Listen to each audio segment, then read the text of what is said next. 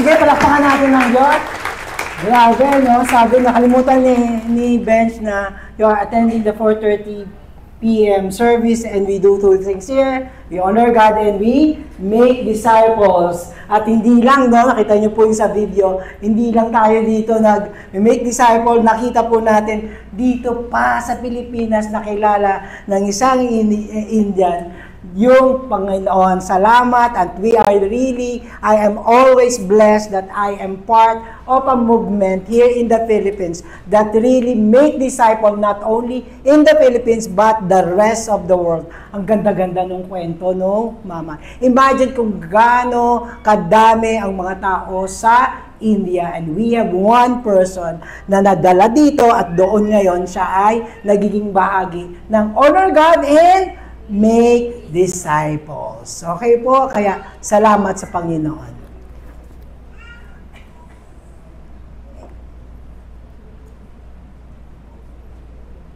Okay?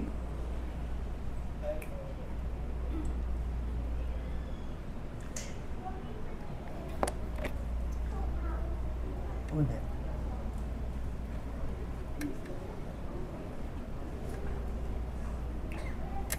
Ito na naman po ako. Saglit lang po. Sinastart muna kasi hindi pa sila rin. Okay. Nasa missions pa sila. Thank you. Nakita niyo po ba, kanina we established, nakita niyo po yung choice nung ating mga songs kanina. Ayun lang talaga po yung intention that we will establish the rulership and the kingship of God here in our place. Kasi saan mang lugar na itinataas ang kapangyarihan ng Diyos, ang presensya niya ay naroroon.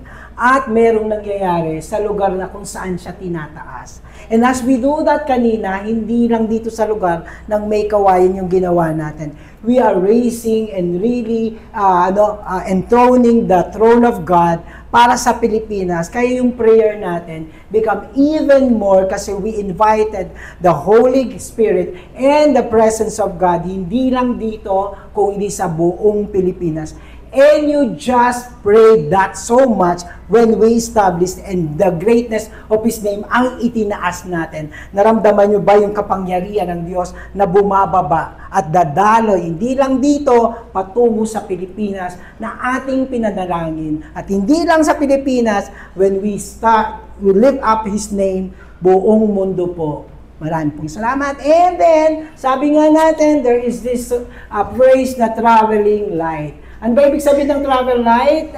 Magtanggal-tanggal ka ng mga physical, material na mga bagay na sagabal sa iyo. Sabi nga ni Antoine, he who must travel happily, fast and far, must travel light. Gusto nyo masaya ang inyong paggala mo and travel, huwag masyadong maraming binibit-bit sa inyong dalahin para masaya, mabilis at malayo ang ating mararating. At hindi lang daw yan. Ito din po ay ating magkakaroon tayo ng maraming bagay. Kung hindi maraming pera ang dalhin mo, huwag maraming damit. Dahil magaang pa rin ang pera at doon marami kang mabibili. Okay, you are traveling very, very happy, fast, and light. Tapos din daw, sabi niya gano'n, maglagay ka raw lang dapat ang check mo daw sa suitcase mo ay iisa lamang. Kasi nga, para ikaw ay mayroong kapayapaan ng isip. Asan na isa? Asan na isa? Teka muna, bakit hindi lang light travel? Parang pati peace of mind. Pag nagta-travel light ka pala, pati peace of mind. Tapos hindi lang daw peace of mind. Meron pa rin pag travel light ka, hindi lang pala peace of mind, hindi lang pala dami at konti ng bit-bitin mo, pati daw bagahe. Nagta-travel ka pero ang dami mong jealousy, unforgiveness, selfishness, and fear. Kaya ka nga nagta-travel para maalis yun. Tapos bit-bit mo pa din yun. Paano magiging masaya ang traveling? Pero parang itong travel light, hindi na lang basta pasyal. Parang travel light na sa buhay na. It's all about life. We should travel light in this life. Anong sabi ng quote natin? I would like to travel light on this journey of life. to get rid of the encumbrance or mga impediments and mga bigatin I acquire each day. What I am talking now is not just travel, but the whole travel of life. Kasi ang sabi ko nga, travel life and have a better life. Sakto yan. Sa ating 9 o 10 weeks, 11 weeks of our series na Jesus Light. Kasi ngayon, sa ating 11th week, ang ating pag-uusapan is the better life. Si Kristo namatay sa krus para bigyan tayo ng better life. Last week, week 10, anong sinabi? Sa ating pagtatravel, walang ayawan. Nagsimula tayo kay Kristo at nagpapatuloy tayong lumakad kay Kristo, walang ayawan. Huwag kang tumigil sa gitna ng iyong pakikipag-isa kay God. But this time, we will be more practical and highly spiritual the manner of walking and traveling with Jesus Christ. Kaya I'll be calling Prima here to read our text for this week, Hebrews 12 verses 1 to 14. May I request everyone to please stand up as we read our text. Let's turn our Bible to page 585. And if nasa page 585 na po kayo, let's say Amen. Amen. Hebrews 12, verse 1 to 4. Therefore, since we are surrounded by so great a cloud of witnesses, let us also lay aside every weight and sin which clings us so closely, and let us run with endurance the race that is set before us, looking to Jesus, the founder and perfecter of our faith, who for the joy that was set before him endured the cross, despising the shame, and seated at the right hand of the throne of God. Consider him who endured from sinners such hostility against himself, so that you may not grow weary or faint-hearted in your struggle against your sin. You have not yet resisted to the point of shedding your blood. And have you forgotten the exhortation that addresses you as sons? My son, do not regard lightly the discipline of the Lord, nor be weary when reproved by him. For the Lord disciplines the one he loves, and chastises every son whom he receives. It is for the disciple that you have not endured. God is treating you as sons. For what son is there whom his father does not discipline? If you have brethren without discipline, in which all have participated, then you are illegitimate children, not sons. Besides this, we have earthly fathers who disciplined us, and we respected them. Shall we not much more be subject to the Father of spirits and blood? For they disciplined us for a short time, as it seemed best to them. But he disciplined us for our good, that we may share his holiness. For the moment, all discipline is faithful for godliness, but later it yields the peaceful fruit of righteousness to those who have been trained by it. Therefore, lift your drooping hands and strengthen your weak knees, and make straight paths for your feet, so that what is lame may not be put out of joint, but rather be healed. Strive for peace with everyone, and for the holiness without no one will see the Lord. Thank you, Prima. Let's pray. Father, we thank you so much, even as we continue our series almost done with Hebrews. Once again, Lord, we are connecting and walking with you, and this study for this afternoon will strengthen our endurance in truly fighting and walking with you till the end. Bless this study of the Word of God. This we pray in the mighty name of our Lord Jesus Christ. Amen and amen. You can be seated. Maraming pong salamat So, makita po natin dito yung ating pinaka-main topic or the praise is that let us run with endurance the race that is set before us. Nakita niyo po, literal and metaphorically, inahalin tulad po tayong mga Kristiyano, mga believers sa isang runner. At ang runner ay nagsisimula at nagtatapos. At there is this call to endure so we'll be able to really finish the course. Kaya ang pag-uusapan natin ngayon, sabi ko sa inyo, very practical, is paano nga bang makatapos sa run at sa race natin, which is called the race of life and the race of faith and the race with Jesus Christ. Kaya we are running light. And the first thing that we could run light, para travel light, run light, and you'll finish the course, is we can run with endurance by shedding off the unnecessary and the more than enough.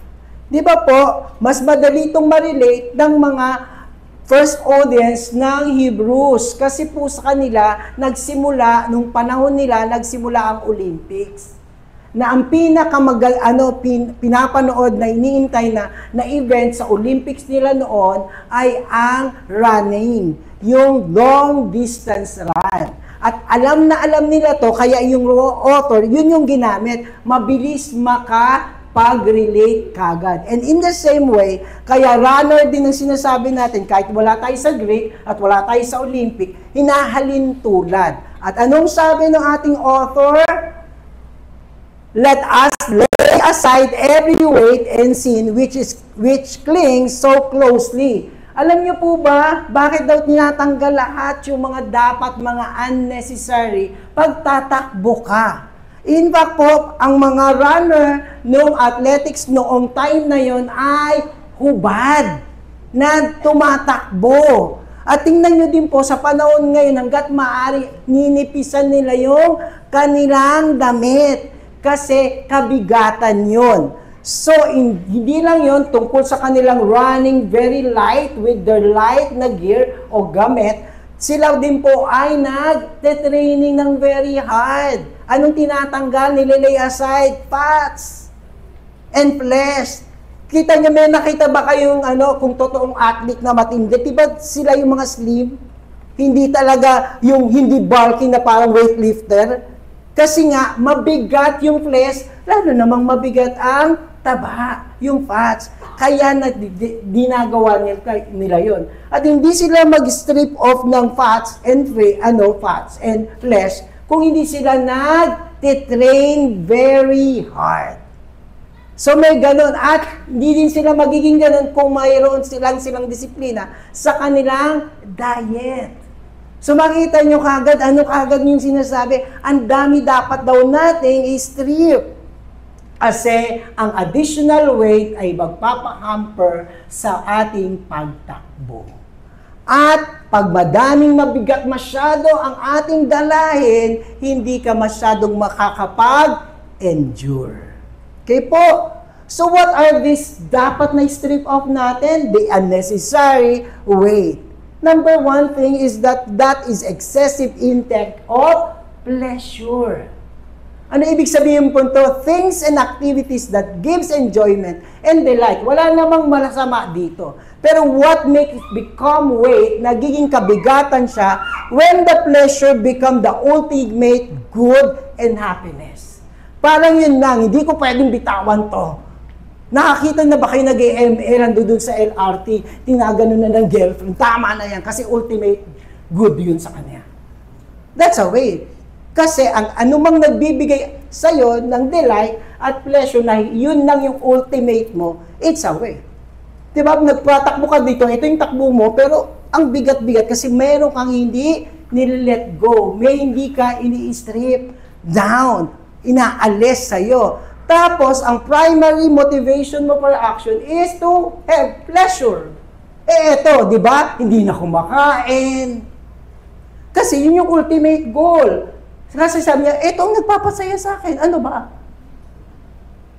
Again, hindi ko sagad siya sasabihin ng masama, pero kapag weight yan, kasi iba na ngayon yung ultimate goal mo. Ano bang ultimate goal ng runner? To finish the course. Eh when you do that thing, hindi mo siya bibitawan, hindi ka makaka-move on. Hindi ka makakadiretso sa iyong course. One thing na ito ay excessive pleasure kapag ang una mo lang iniintindi mo, ang sarili mo lang. At hindi din yung pleasure ng iba. When you are a man, ikaw yung family man, eto gusto ko gusto kong dito lang ako sa barkada ko, hindi ako uuwi Kasi yun yung ultimate pleasure. So meron kang mga ibang tao na hindi mo na iniintindi. People that are so close to you, lalo na si Christ. You are not no longer mindful of other pleasure kasi ang ultimate goal mo is to give your own pleasure. That's way. This is a life devoted to your passion. Ano pa din daw yung excessive pleasure? Alam mo ba yung self-expression? Actually, yung weight in the Greek word ay ibig sabihin niya is a metaphor of one's self-importance. Di ba may mga taong ang lakas ng dating, ang bigat, no? So that's weight. Ibig sabihin that's self-importance. Bakit siya nagiging masama or weight sa pagtako sa buhay? Tingnan mo yung dating mo. Ang mahalaga sa iyo, sarili mo. Okay? So ngayon, yung ang concern mo, kailangan daw una ko. Ang concern ko, ay paghuli na ako, competitive ka. Ngayon, ayaw mo mabawasan yung weight mo of self-pressure. Kanina pleasure, self-importance. Sige nga, tingnan niyo yung tao ang sa sarili lang iniintindi. Kala niya masaya sila. Hindi, lahat ng paano ako titingnan ito? Imagine mo lahat i-aasikasuhin niya for the looks, for the prestige, for the recognition. Hindi, ang bigat nun. Ang hirap kaya nun. Wala kang lahat. Hindi mo mapapahanga ang lahat, I tell you. Kahit opa ka pa. Lagi ka may basher. Sige nga, how can you go? Tapos may makarinig ka lang na isang basher, inano ka, tinroll ka, iintindihan mo kasi that damage your bigat. Your reputation, your self-importance, di ba? Pag iniintindi mo na iniintindi sarili mo, ang dami mong concern. Everything is so important to you kapag nasa iyo na. Okay po? Tapos ang isa pa rin din sa dyan, actually arrogance ang tawag doon kapag ang taong mayabang, maraming mabigat. Di ba ang mayabang ang bigat ng kasama? Di ba? Yung simpleng tao, magaang. Yung mayabang, pumapasok pa lang siya sa kwarto, ayan na, bumibigat ka na. Kasi ang bigat ng dating niya Okay? Kasi inaano niya yun. Ina-express niya, minamanifest niya. Imagine mo, yun ang iintindi mo bago ko pa ubalis ka lang, kumpleto to. O, hindi pantay dito kasi may sasabihin sila. Look at that. Practically, di ba? How can you move on without all these things? Kulang ako dito, kulang to. Bluma na to. It's all about you. That's bigat. Ang isa pa, tingin ka ng tingin sa iba. Ngayon, kabigatan mo yung iba, ay, nauna na siya. O, paano na siya? Ang isa pa, alam mo yun po, huwag kang pabigat. Kawawa naman yung takbo ng nanay mo, kapabigat ka. Hinihila ka. Hindi ka ang may problema, pinibigyan mo ng pabigat yung ibang tao. Nagpapakakristyano siya. Tapos ikaw ay pabigat. Punta na tayo, attend na tayo ng church sa bahay. Attend na tayo sa church. Tapos ikaw pa yung tulog ka pa rin. 4:30 na yung pinili mong service tulog pa din. Diba, imagine mo, pabigat ka na, may bigat ka na, tapos pabigat ka pa sa iba. Diba, may mga taong sarap sanang mabuhay. Ito sana kay Kristo, I'll be faithful to God. Pero merong mga, wag ka naman yun.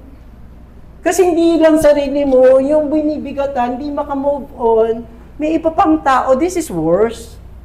Kasi hindi lang sarili mo yung naapektuhan, yung iba pa. #wag pabigat. What is pabigat pa? Anything that opposed to have a better life, which is our topic. Ano ang mga bagay na hindi ka nagkakaroon ng mabuting buhay? Example, anything that will draw you away from Christ is not a better life. So ito yung ating race, a better life. Si Kristo namatay sa krus para magkaroon tayo ng better life. Tapos, yung anything that opposed to the course of a better life, yun yung inuuna mo. Paanong direction yon? Dito yung direction ng better life. Pag you are drawing away from God for the cause of God, saan nang punta nun? Di ba, Pabi, no? Anything that will distract our closer and stronger relationship with God is not a better life. Only in God that we will have the better life. Kung yan ang iyong prinsipyo sa buhay mo, pag wala si Kristo, hindi better life yun. So, tingnan mo ngayon, yung pinupuntahan mo, yung bit-bit mo, is it better life? Is it drawing me closer to God? Ang dami natin pinagpapalit kay Christ. Di ba po? Kasi ito yung gusto mong pleasure. Ito magbibigay sa iyo na importance. Ang kakalimutan mo, si God. Ala, si Jesus Christ nakikipag-compete. Pero anong gusto natin? Anong gusto sa atin ng Lord? Better life. Anything really that draws us away from Christ is not the race for the better life. And yet, we want to have a better life. Tingnan mo kung better yan. Itong tanong, pag ito ba inasikaso ko, namatay ba si Kristo dito? Gusto kong yumaman. Namatay ba si Kristo? Para yumaman ka? Is pagiging mayaman na better life? Comfortable life. O sino dito gustong ayaw ng yumaman? Hindi ko sinasabing gano'n.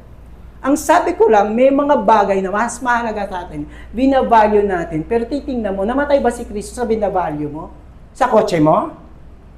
Namatay ba siya? Lord, I will die for the kotse of my... Kasi minsan pinagpapalit natin si God doon sa akala natin that will be a better life. Lagi niyong tinignan, namatay ba si Kristo dahil dito? Then choosing na tayo, what is the better path and better life? Also, there are associations and bad influences of the world and the people around us distracting us from our one with Christ. Mahirap ang mundo ngayon, mahirap ang kahit kasi sa cellphone, may distraction. Di ba po? So, ang dami nating problema, ang dami nating enemy in having a better life or because there are distractions. Hindi ko naman sinasabing ang mundo ay masama at hihiwalay ka kagad kay Lord. Hindi ako nagsasabi ng ganun. It's just that when you put value so much on that thing before God, di ba po, mayroon kang bigat na dinadala sa sarili mo in choosing to walk and endure in the path of a better life. Without God, I tell you, there is no better life.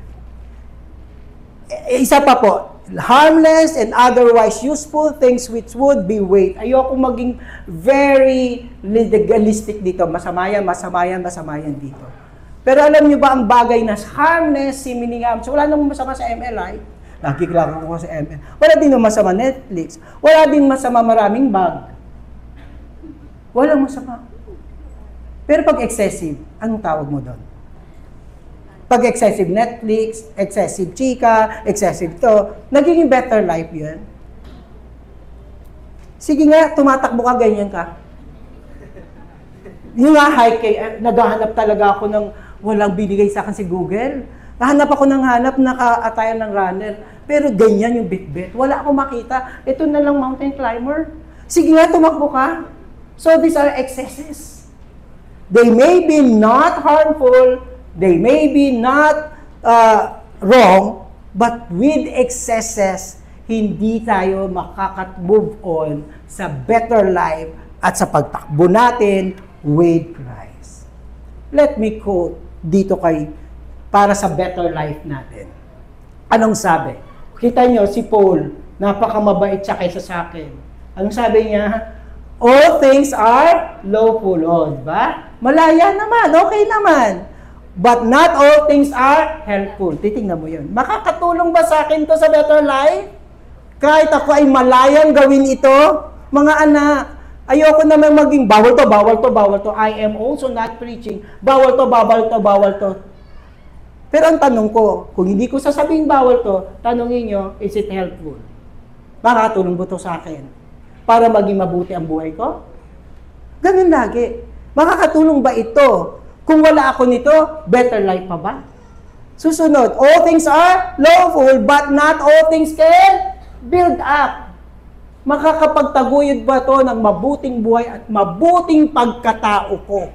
At mabuting Kristiyano, mabuting tatay, mabuting nanay, mabuting anak, mabuting estudyante, mabuting pastor. Yun ang titingnan ko. Allowed naman ako bilang pastor, pero makaka-build up pa ito ng pagiging pastor ko, pagiging tatay ko, pagiging anak ko, pagiging professional ko.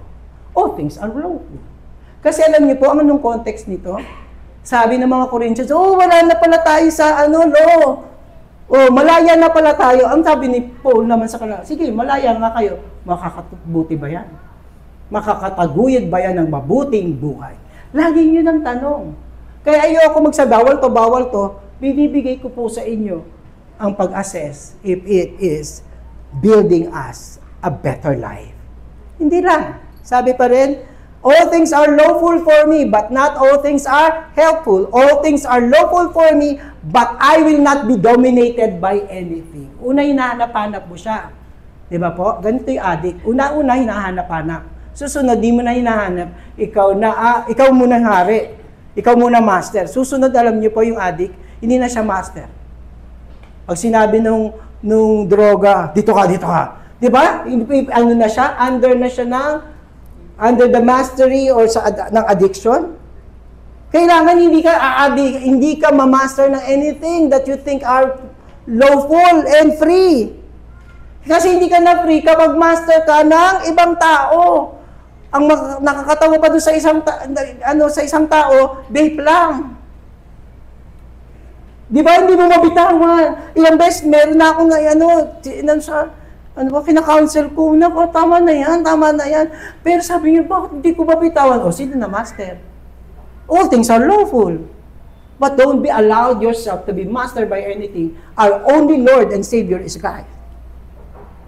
Bakit ba sila nagpatuloy yung pa rin kahit nakakasama sa kalusugan? Kasi hindi na nila bitawan. Nagpalit na, pleasure sumunod, they become their master. Be a better person and have a better life. The key thing is, maging mabuti kang tao para magkaroon ka ng mabuting buhay. Paano maging mabuting tao? Si Kristo ang kasama mo. No ifs, no buts.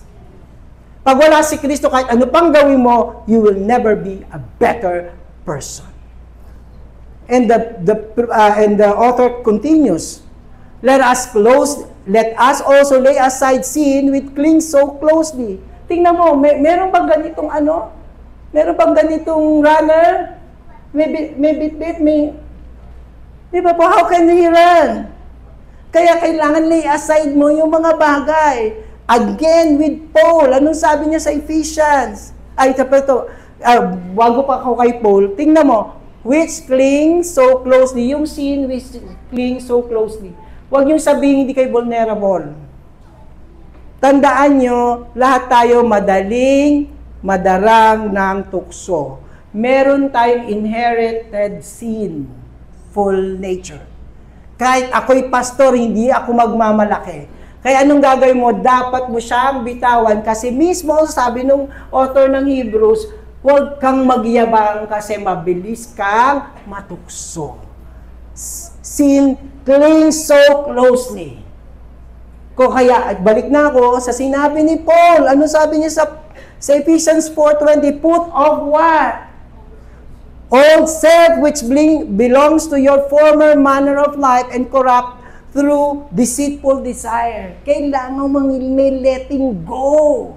Ito yung dati mong buhay. Ito yung dati mong style. Ito yung dati mong lifestyle. Let go kasi yan yung mga bagay that are corrupt. Let go. Alam niyo po, si Saisa, iko-quote ko siya. Ka-level siya ni Paul. Sabi niya, I pray that my relationship with Jesus will not only be superficial level. Christianity is hindi kababawan. Christianity is really a turnaround kind of life. 180 degrees when we have to let it go. Kasi kung hindi let it go, balik ka lang ng para kang ganito. How can you move on? Doon ka pa rin. Sige. Sino nakaka-let go dyan? Hindi. Kaya sabi, put off. Sabi niya, hindi superficial, but the people will see transforming, living with a better person, be a better person with the better and the best and the ultimate God. It is again about clinging to Jesus Christ for our really transforming life and freedom. Diba? Nag-let go. Isa pa, anong sabi? In your struggle against sin, you have not yet resisted to the point of shedding your blood. Tingnan niyo po yung comparison ng author. Sabi niya, hindi kayo ma-let go. Tumagas na ba ng dugo para malabanan mo ang kasalanan? Sino ang tumagas ng dugo para malabanan ang kasalanan? Si Jesus Christ. Ang sinasabi niya, tapos siya lang maliit na. Ayoko na masyadong maliit. Kaso adik ka na dun sa vape. Adik ka na sa Netflix. Adik ka na sa sismis. Adik ka na sa kotse. Tumagas na ba ang dugo natin sa pag-iwas sa kasalanan? Yun ang sabi niya, hindi ka pa tumatagas niyan. How can you let go? Hindi ka nakikipaglaban. Pag tinutukso ka, laban! Duguan yan! Sin is personified. Sabihin niyo, kalaban ko kasalanan. Kasi kapag hindi mo sinasabing kalaban yung kasalanan, friendly tayo doon. How can we let go if it is friend? Kumpare mo pa rin. Baka yung kumpare mo, Kailangan you consider sin personified as enemy. Pag enemy, bugbugan tayo! Ibig sabihin nito, wag lalamya sa paglaban sa kasalanan. Kaya nga ako nilakas ang kulong ko kagabi pa. Pag nagsalita ako ngayon, hindi ako dapat nakikiusap sa inyo. Ako na, I really encourage you to let go. Pwede naman po, okay lang naman po. Kaya ngayon nakikipaglaban po ako eh. Kung duguan to, duguan. Di ba? When we let go, di ba ang sakit mag-let go? Eh for the longest time yung kasama mo, bugbugan yun. Hayaan yung tumagas ang dugo nyo sa pag-iwas sa kasalanan kasi yan ang nagpapalayo sa atin sa mabuting buhay. Yan ang nagpapaiwas sa atin sa pakikipag-isa sa Panginoon. This is why Jesus Christ died on the cross. Bugbugan na! At kahit masakit, sabing gano'n ang isang matapang na tao, kahit dumudugo, laban. Kung mahirap ang pag-let go, parang talagang dumugo kayo, go! Huwag nyo lang payagan na sumuko sa kasalanan, na sumuko sa sistemang mali, na sumuko sa sistemang nagbibigay sa inyo ng hindi mabuting pagkabuhay or buhay at mabuting pagkatao. Labanan po ang labanan ngayon. Yun yung quote, tinagalog ko na. Running like we can run with endurance by regarding rightly the discipline of the Lord. Tingnan niyo po, sabi niya, it is for discipline that you have to endure. Tingnan niyo, discipline na endure. Diet, endure yun, di ba po? Gusto mo ka pang kumain, matamis, diabetic ka na, tapos, kagabi sabi ni, ang sarap nung binigay sa'yo, pa-cake sa akin, tapos ang sarap talaga, biscoff. Tapos, sabi niya, sinubuan niya pa, ay, ang sarap talaga. Tapos sabi niya, no, gabi na. Pinatikim-tikim mo pa ako. But bugbogan ang labanan. Discipline is so hard. Bakit may problema? Why do we endure discipline? Kasi, mayroon tayong attitude sa discipline. Sino dito gustong napapagilitan? Sino gusto ganito sermon ng pastor? Di ba ayaw nyo? Gusto nyo pera? Sige. Gusto nyo blessing? Sige. Di ba gusto natin comfort? Pero ngayon hindi ako nakikipag-comfort. Di ba may attitude tayo kagad? Tinawag ko na ni sir. Sabi ng mama, oy, tinatawag ka ng papa mo, Dana, iba na kagad, di ba? Attitude yan. Anong sabi ng word? My son, do not regard lightly. O kaya ini-eme lang natin. Hiya mo na, sermon lang naman yan eh. Hiya mo na, sinabi lang yan, di ba? Do not regard lightly the word of God. Talagang tanggapin natin kasi kinokorek tayo ng Diyos. Tingnan nyo, huwag tayong matakot, huwag tayong ma-offend sa discipline. Kasi attitude yan. How can we be corrected if we have that light regard for the correction? Hindi na ga-absorb. Tayo namang mga magulang, sermon lang tayo ng sermon. Parang, pero sila, paano ba bago? Pero nakita nyo po, kanina athlete ako ng athlete, biglang may son. Ang discipline is fatherhood of God. And we are treated, every one of us, o di daughter, kung saan lang nakita nyo. Nakita nyo kagad ng ibang familial relationship. Tingnan nyo, kaibigan nyo hindi nagko-correct sa inyo. Hindi nyo totoong kaibigan nyo, wala siyang pakialam. Pero ang kaibigan mo, ang totoong kaibigan, magsasabi siya ng correction. Kasi may pagmamalasakit, the same goes with God. For the Lord discipline the one He loves and chastises every son whom He receives. God is out of His love and out of our relationship with Him corrects us. When the Word of God comes to us like a two-edged sword, so be it, thank God, because the Lord is really correcting and making our path straight. Discipline sometimes involves rebuke and punishment. This is the hard part of discipline. Pero anong ending naman niya? Di ba po? Sonship and suffering go hand in hand. Because the Lord disciplined those He loves. Sige, ayaw magpakulit kay Lord, di ka mahal. Gusto mo. Pero kahit ayaw mo pa, i-discipline ka pa rin ng Lord. What is the key? The discipline expresses our legitimate children of God. Si God sincere, ikaw. Is it genuine? Kaya kapag kinorek ka ni God, magpasalamat ka. Kasi kinapakita mo na intimate talaga kayo. Gaya nga ni Saisa, ayaw niya ng superficial level. So when we are really being close to God, ibig sabihin natin, we allow Him sincerely to correct us. Kapag kinorek niya tayo, hindi natin tinitake lightly. Hindi tayo na-offend. Masakit, pero ito'y karapat-dapat. For God, discipline is necessary to keep us on track to our race of life and faith in Christ. Sige nga, mahal ka ba ng Diyos? Eh, nandun ka na sa biglang kaliwa, mahulog ka na sa bangin. I love you, mahulog ka, baala ka dyan. Why is God disciplining us? Kasi dito yung path. Ito yung path. Kaya niya dinalaga niya. Kaso, masakit, di ba? Kasi inaalis niya, na tinatanggal sa'yo, ito dito, masarap. Ayun na. Kasi, direction ni God yun. Our response should be what? Kung mahal tayo ng Diyos, kinakorek tayo, is out of love also. And with trust and willing submission. Tatay natin siya eh. Anong ending ng isa pang bagay, bakit mayroong correction? That we may share His holiness. God is our holy. Alam naman yung anak niya, hindi mga holy. Pastor, holy, ang hirap naman ng holy. We are set apart. Ang hirap naman yung mga anak ko, nakita ko niya sa mundo, wala lang din. What does make of God?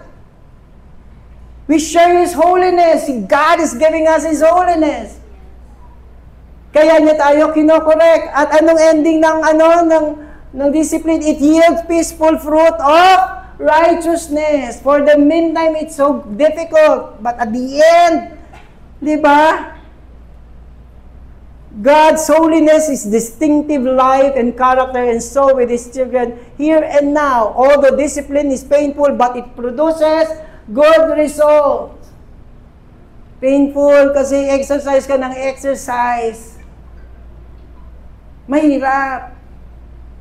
Pero may good result. Gumaganda yung sugar mo, bumababa pag pumunta ka na kay doktor. Bumaba na. Pero ang hirap tiis na hindi mo kinakain yung matatamis. Those who have been trained by God's discipline are well-trained athlete, runner, who persevere. Kaya, diba? Produkto yan ng discipline. Produkto yan ng Diyos. Kaya tuloy ulit tayo. We can run with endurance. Finally, running light. We can run with endurance as we what? Look to Jesus. Tingnan niyo po, sabing ganun sa upper verse, sa verse 1, since we are surrounded by so great clouds of witnesses. Stadium yun, right? Tapos, ito yung crowd of witnesses. Meron tayong mga witnesses. Habang tumatakbo tayo. By the way, yung cloud of witnesses are not just spectators. Hindi lang sila cheer, go, go, go, hindi lang, nauna na po sila. Alam niyo yung ibig sabihin ng witnesses? Hindi lang eyewitness yan. They are martyrs. They went ahead of us. At nagdugo din sila. At nag-persevere din sila. At nag-endure din sila. Now that they have done it, they are now our witnesses. Kasi hindi sila ang tumitingin sa atin. Sino tumitingin? Tayo ang tumitingin sa kanila.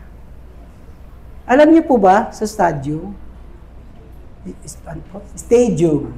Okay, thank you. Let us run with endurance the race that is set before us, looking to Jesus. May cloud of witnesses, pero ang pinaka-ultimate witness natin, si Jesus Christ. Let us look unto Jesus. Alam niyo yung mga runner na yan? Sila? Saan sila nakatingin? Hindi sila nakatingin sa spectator. Hindi sila nakatingin sa kalaban nila. Nakatingin sila dito. Kasi yan yung judge. Para pag-finish sila, doon sila nakatingin. Sino ang ultimate spectator natin? Spectator witness? Walang iba, kundi si Jesus Christ. The climax of looking to the clouds of witnesses for encouragement is looking to Jesus, the supreme sacrifice. And the greatest encouragement comes when we fix our eyes on Jesus Christ. Ano ibig sabihin ng fix? Single focus. Jesus only. Kasi may distraction. Kaya you look away from anything that may distract us from Christ. Kasi kapag tumingin ka sa kaliwa, tumingin ka sa kanan, i-distract ka. Only fix our eyes on Jesus Christ. Si John Piper, anong sabi niya? Lay everything aside for Christ. Anong sabi niya? If you can offer a better deal than Christ, hindi nga ako titingin sa Kanya. I'll stop being a runner for Christ. If you can offer what? Ano i-offer daw? If you can come up with pleasure fuller than full. Bigyan niyo ako ng pleasure fuller than full. Ba't sila nagnanakaw hanggang bilyon? Nasatisfy ba sila sa million? Hindi. Sa another million, nasatisfy ba sila? Hindi. Sa isang kotse, nasatisfy ba sila? Hindi. 40 na po. Where is satisfaction there? Kaya na sinasabi ni John Piper, bigyan mo ako ng pleasure that will crave. Hindi na ako magkikrave. Sino lang hindi na magkikrave sa natin? Who can satisfy us? Our soul, our heart. Only Jesus. Kaya, bakit ka patitingin sa iba? Isa pa, anong sabi niya? Sabi niya, if you can give me pleasure fuller than full and longer than eternal life. Lahat ng mga bagay ito, when we keep on being distracted by them, hanggang dito lang po sila. Pero when we fix our eyes on Jesus Christ, it is eternity. Sabi ni John Piper, ipalit po sa akin to. Sige, I'll stop being Christian. Sino dito? Hindi na ako iba. Dito na ako ulit, sabi niya. Pero hindi. Inconceivable na merong pang higit na may offer sa atin, hindi lang sa mundong ito, but in eternity. Looking unto Jesus, the founder and the perfecter of our faith. Sino na nauna? Sino na nagdugo? Sino nag-endure? Si Jesus Christ. Pioneered. Kaya meron tayong path na sinusunod. Nauna na siya. He leads us in the race of a better life. Here in eternity, He opened the way to God, way to the Lord, way to the heaven, and enables us to follow His footsteps. Pero mga leader, pagpasarap siya pa lang, pero pag nahihirapan ka na, bahala ka na dyan. Si Jesus Christ, He did it from the beginning to the end. Bakit niya tinuloy? Bakit siya nag-endure? Dahil sa katabi mo. Dahil sa Kanya. Ano sabi niya dito? Who for the joy that was set before Him endured the cross, despising the shame. Bakit may joy?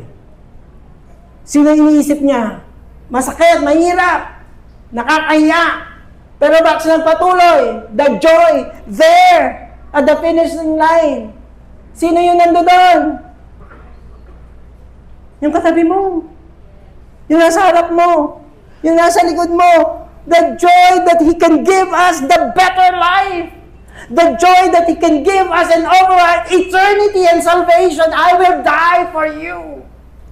Kaya kahit ang hirap-hirap, He went from heaven, from the glory of heaven, went down and be humiliated and die on the cross because ang joy doon sa finish line is that He can offer us salvation. How can we compare?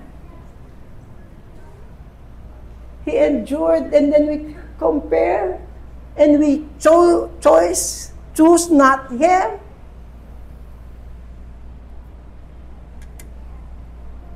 Beyond the shame and the cross is us. And the better life and the better things He endured for us. We can endure, we can move on. Because Jesus did it for us. Anong sabi niya? Consider Him who endured from sinners such hostility against Himself. Bakit? Look unto Him, compare. Ano ba ginawang hirap ng Diyos? Ano ba tiniis niya? Compared to tinitiis natin ngayon.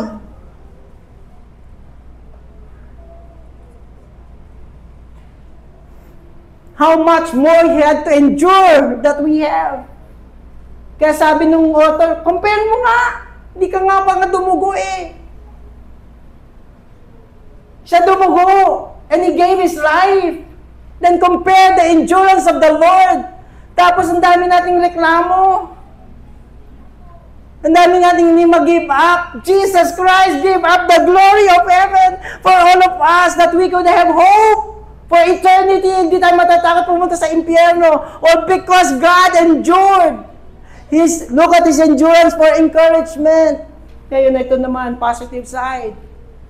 How much more we need to endure for Christ. And in this race with Him. Ano pa i-endure natin? Sino sasama sa akin?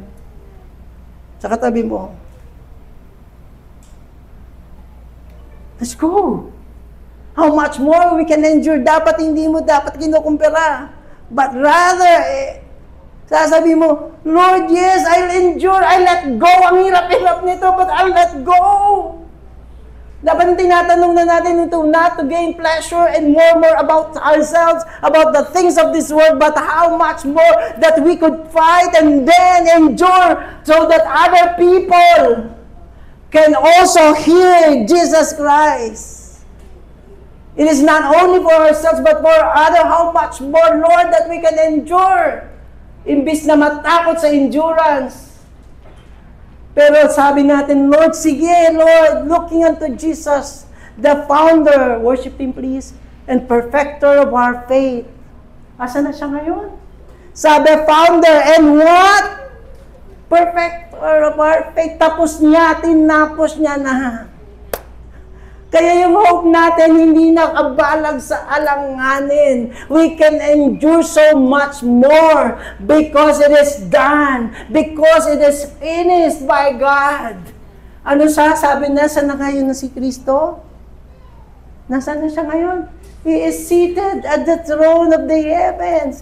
Bakit nakaupo sa trono? Ibig sabihin, makapangyarihan. Kaya nung kumakanta tayo, yun ang naiisip ko, yes, Lord, I'm worshiping here because you are seated at the throne of heaven. You are victorious. You are the authority. You are the supreme God. No other here. Can I praise you? You are great. Seated at the right hand of God in the throne. It is done, the Lord says. And at this point,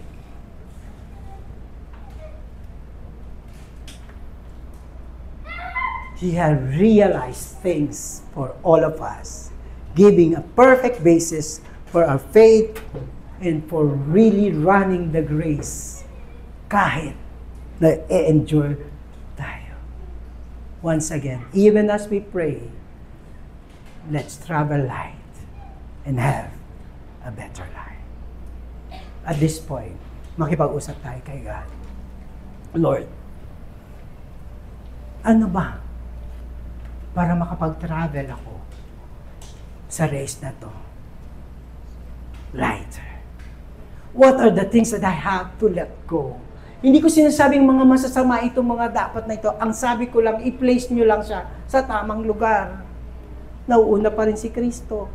I-place nyo rin sila kung sinasabi nito ay, this will not make you good guy, a good man, good woman, good family man, good family. If it doesn't give you that kind, itanong mo kung dapat mo siyang i-let go. Hindi kuripot ang Diyos, hindi siya malupet, bibigay niya pa rin ang gusto natin, pero dapat ultimately, looking at to Him first and almost, and the Lord in fact, will give you the desires of your heart. Huwag lang siya yung desire mo na bago si Christ. Pero meron bagay din na sinasabi ng Diyos, let go. Strip it off. Our race towards the finished is lighter, and that we can endure even much more. Let's pray. Father, thank you for this moment that we could really talk to you. First, we thank you for enduring for us. Thank you. You remind us of what you did on the way to Calvary and at the cross. Thank you for what you did for us. Thank you for finishing the race so that we could have this kind of hope and assurance of we are being there at the end.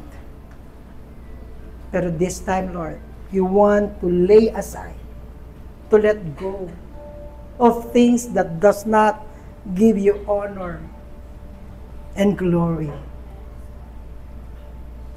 Lord, thank you for the beautiful purpose in life na binigay mo sa amin. Iba-iba yung race namin, but those are really under and within your purpose. Thank you for that. Let us not be distracted, Lord. Only God. Even as we let go, we will like to fix our eyes on you alone. Be the center of our hearts. Be the center of our life. Be the center of our studies, of our relationships, our family, of our business.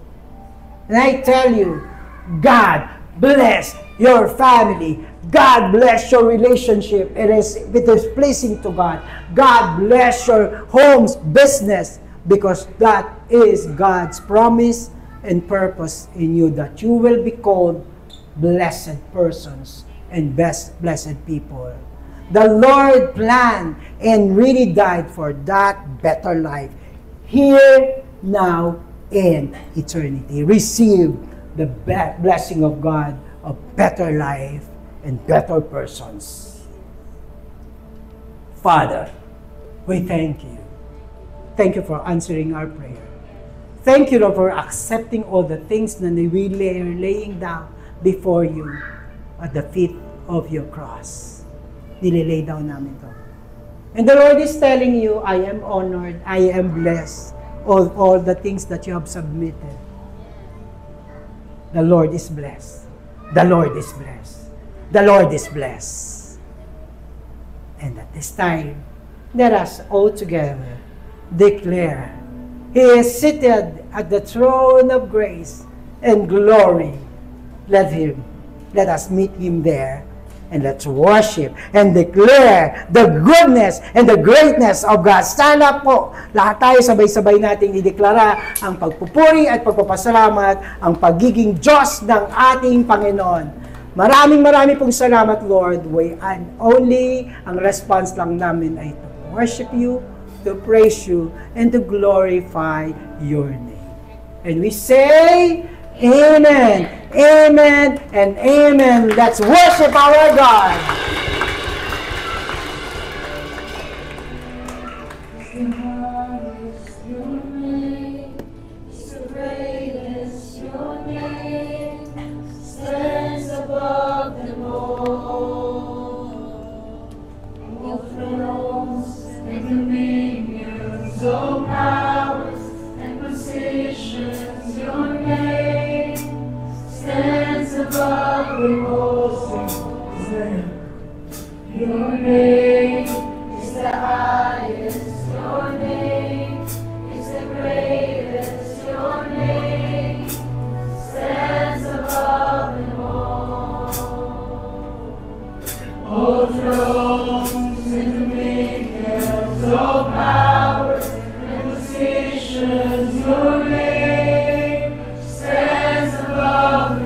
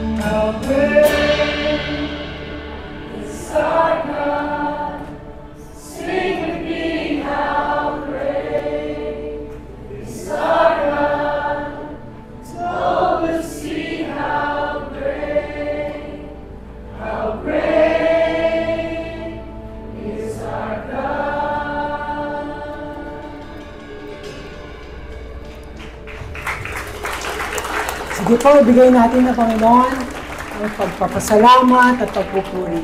Panginoon, ito lang po ang tanging natin. Hindi naman sukre, maibibigay. With humility in our hearts and in your heart, Lord, your greatness, we bow before you. We worship you. You are holy. You are good. You are our God. Thank you, Lord.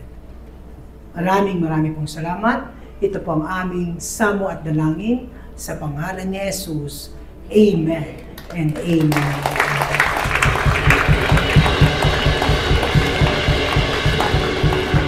Pwede pong maupo muna po tayo. There are some announcements before we